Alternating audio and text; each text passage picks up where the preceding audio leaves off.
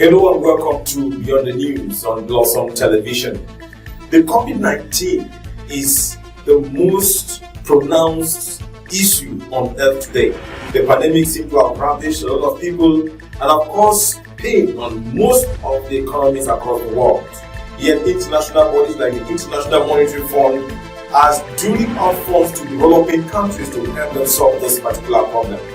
Over in France and in England, in Germany, the measures are currently being slackened and people are able to go back to clubs and get to restaurants and dine together and meet with their families. But this is not without the vaccine. In this edition of Beyond the News, we shall look at the intrigues used especially by the French government to get health workers and the population vaccinated or tests, and what's happening in Europe and Africa in particular, not forgetting Cameroon. I am Innocent You. I'll be right back.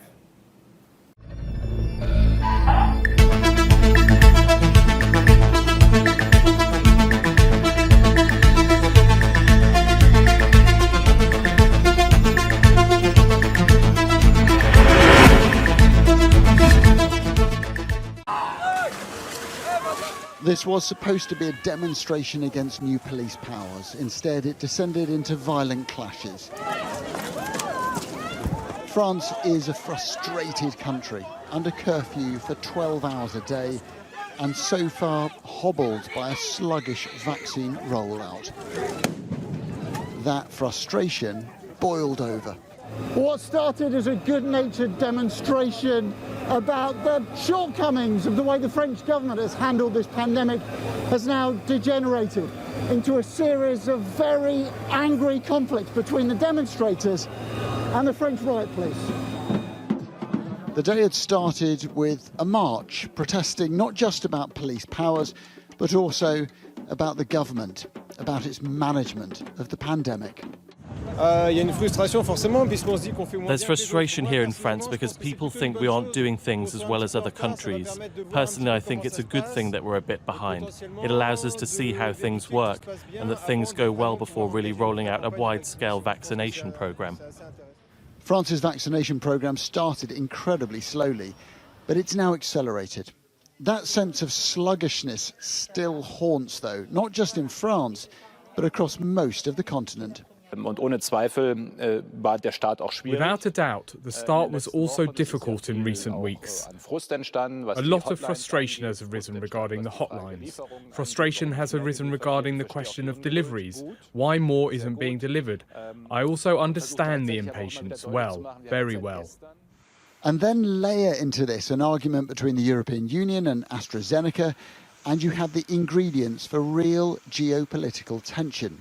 Maybe that's why the European Commission blundered into its hasty decision over the Irish border. Officials wanted to look decisive and strong. Instead, they've since been vilified. I think the starting point is very simple on this. This virus is transnational, it's cross-border. That's why cooperation on vaccines has to be transnational and cross-border as well. I think it was a mistake. Good that the Commission pulled it out. I do think they should even think about apologizing. This has been a chastening experience for the European Commission and its president, Ursula von der Leyen. There are now diplomats around Europe wondering just how good a leader she really is. Adam Parsons, Sky News, Paris. It started in China and moved over to the Americas, ravaged Europe, Italy, England, France, Germany, faced the pain at the beginning. The United States of America topped the chart. It was overtaken by, in fact, India, who came up with another strain of the virus. It became a very, very serious issue until the different vaccines became available during the second strain of the virus. Now, England is beginning to relax its measures. Germany is also opening up. But France, while opening up, is now coming up with very stringent measures. The French government has tightened rules to access public spaces, demanding that all health workers be vaccinated or will lose their salary and their jobs. And those who will not test positive or without a jab will not be able to penetrate into restaurants and nightclubs. How are the French people taking this? Watch this. The measures do go further than expected in this announcement, and they had prepared. We knew that the cases were going up, with almost 5,000 new cases this weekend. That was up 60% in just 1 week. And so we heard from the health minister saying that France was basically about 4 weeks behind the UK, and we have less people vaccinated. You have 40% of people are fully jabbed against 65% in the UK. So they say the need to accelerate vaccination. That's what we heard from President Macron yesterday, that the effort this summer really needs to focus on vaccination, or the recovery is at risk. Take a listen. Our country is facing strong resumption of the epidemic, touching all our territories, metropolitan France and overseas. As long as the virus circulates, we will be confronted with this type of situation. The appearance of the Delta variant is indeed reflected by an increase in contamination throughout the world. There are all the other French men and women, the millions of you who have not yet received an injection. Depending on how the situation develops, we will no doubt have to ask ourselves the question of mandatory vaccination for all French people. I am choosing to be confident, and I solemnly call on all our unvaccinated fellow citizens to get vaccinated as soon as possible. So the vaccination will be mandatory for healthcare workers. That was after a consensus with other political forces. They have to do it by September 15th, or they will be at risk of losing their jobs and their salaries. For everyone else, it's not mandatory yet, but your life will be much more difficult if you don't get a jab. That was part of the announcements yesterday by President Macron, basically saying we're going to put the restrictions on the non-vaccinated people rather than everybody. And so that means they will use the Health Pass, which is this app on your phone showing your vaccination status or recent negative test, for more socializing areas. So from July 21st, it will be for leisure and culture places where there's more than 50 people, for everybody aged 12 years old and more. And from August, it will be necessary to get into cafes, restaurants, shopping malls, but also planes, trains, and coaches. So they were really putting the pressure on people to get the vaccinations done. From autumn as well, the PCR tests won't be free and widely available as they are now. You will have to pay for it. Therefore, those convenience tests, people getting a test just before getting on the plane, won't be available anymore unless you have to pay for it. Again, encouraging people to get the vaccination. So there will be an extraordinary parliamentary session on July 21st to vote on these measures. One interesting effect is that almost 1 million people yesterday booked an appointment for vaccination online after the president's address. So certainly some positive effect there. But we will see long-term what it means. Of course, some people criticizing this move by the president. But there's a general consensus among political forces that this is the way forward. The French government upgrading the GDP forecast for this year to 6% against the previous forecast of 5%. They're saying this is at risk if the vaccination is not accelerated. And we are told 33,000 people protested in France against the current measures on the COVID-19 taken by President Emmanuel Macron. In Germany, places are beginning to open, but England seems to be taking a very much open approach to this particular aspect, while restricting the movement of people from very affected areas into that particular country. The Prime Minister seems to understand that the economy has to get the country going. But let's come back to Africa. The most disturbing issue is the consumption of COVID funds, in fact, otherwise known as corruption in COVID-19. The COVID gate has been so high on the African continent, and many have been asking questions about how this can move forward, especially when African leaders faced with the aspect of corruption keep using this fund for some other thing rather than for the sickness itself. With over 600,000 infections, South Africa has been the country worst hit by the coronavirus on the continent. Yet it appears its response has been plagued with corruption. After public servants, members of the ruling party ANC, and private companies were accused of looting from the country's relief fund, President Cyril Ramaphosa called for an investigation. Now the Auditor General has published his findings, uncovering major flaws and corruption. An opportunity for fraudulent behavior arises when the disciplines of internal control have been weakened. In this case, that's what we have observed. That when there were fewer people who are able to monitor and supervise transactions, others who know best take the opportunity. DW's correspondent in South Africa, Adrian Krish, has been following the story for us. Adrian, good to see you. Is anyone in South Africa surprised about the Auditor General's findings, and can you tell us a bit more about them?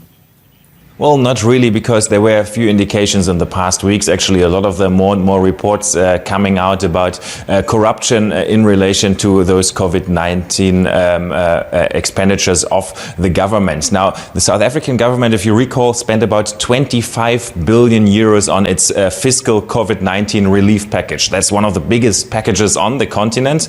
And about 7.5 billion euros of that is the money that was allocated to local governments and also on a federal level that was basically already spent. And this is the amount of money that the Auditor General looked into, with some frightening findings, how he put it. There's a lot of irregularities in the report mentioned, and now these findings will be passed on to investigators. There's a special investigative unit that will now look into this as well. Okay, the ANC, South Africa's governing party, has been blamed for corruption for such a long time, to the extent that even within the party there is conflict. Adrian, you spoke with the ANC Secretary of Limpopo in South Africa's north. Let's take a listen. There is a golden thread that runs through every voter that you may ask. A golden thread of disappointment, that is corruption. To measure the extent to which things have changed, I can say to a minimal extent. Adrian, very briefly, is President Ramaphosa doing enough to fight corruption?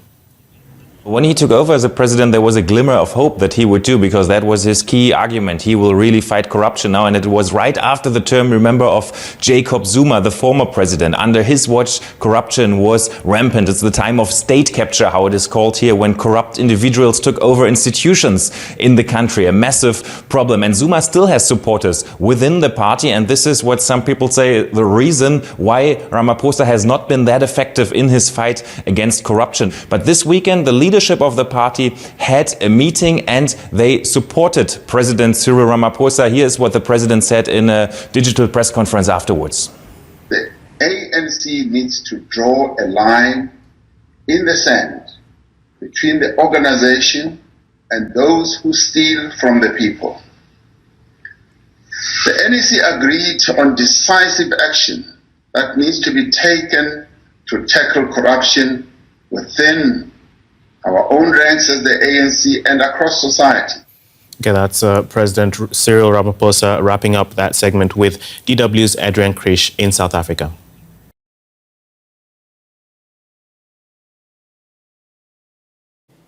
And after that discussion, we take a short break. We move back to Cameroon immediately after this to find out exactly the situation, especially in the city of Kumba, and why not across the world as far as the COVID-19 situation is concerned. You are watching lots of television. It's Beyond the News.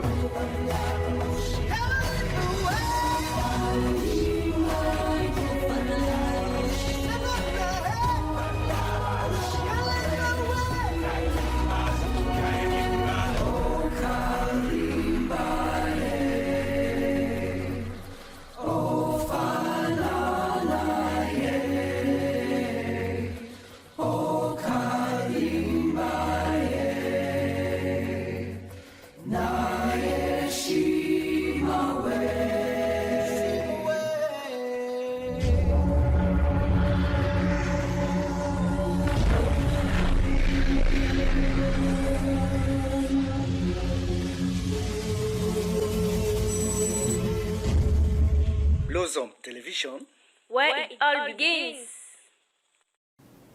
And just to go, what do people say about the coronavirus? What do they think at this moment when things seem to be changing? In fact, though the economy is on and the population are going about their activities, the government is still calling on the population to take very restrictive measures.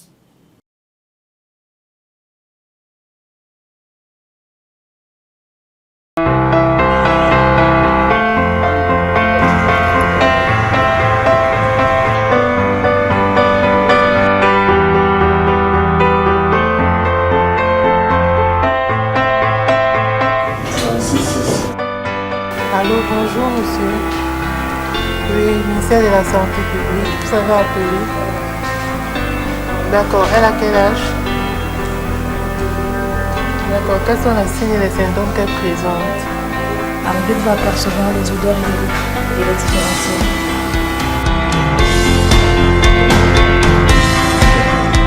Allô, une santé, bonjour.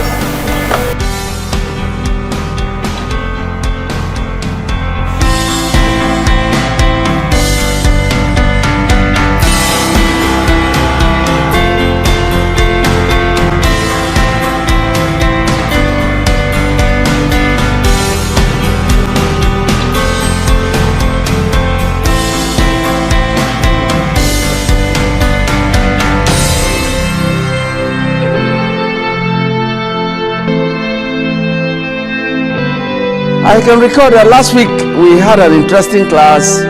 We were talking about public companies, we talked about private companies, we talked about public companies.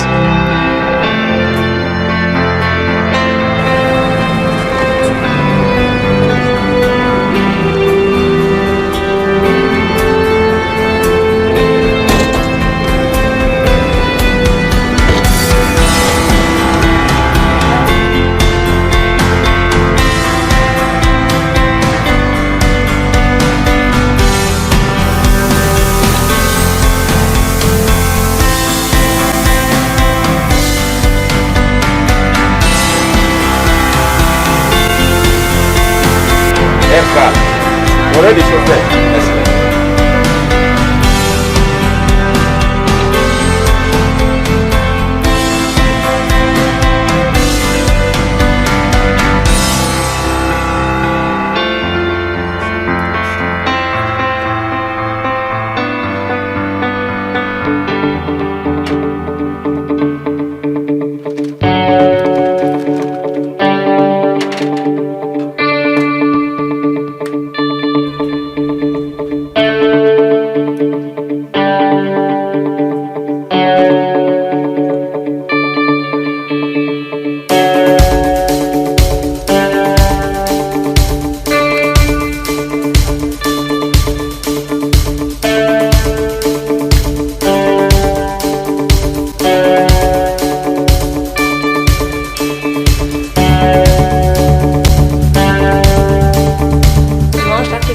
Vous avez les séparateurs. Ce sont ces séparateurs-là qui montrent à la machine que nous sommes passés d'un document à un autre.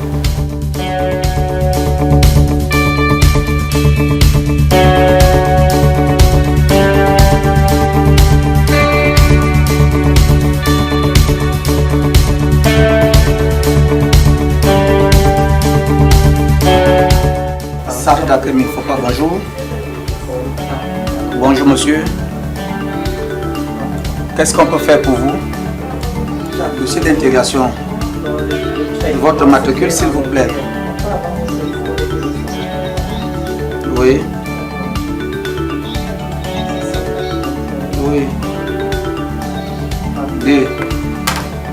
Ok, gardez l'écoute, s'il vous plaît.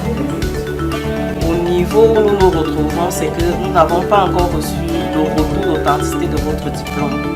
This is Mifopra. Good afternoon, sir. How can we help you, sir? Integration decision. Can you give us your name, your phone number, and the region from which you're calling? Okay, hold the line, please. So you can call on Monday for more information concerning your integration decision, please. Have a nice day.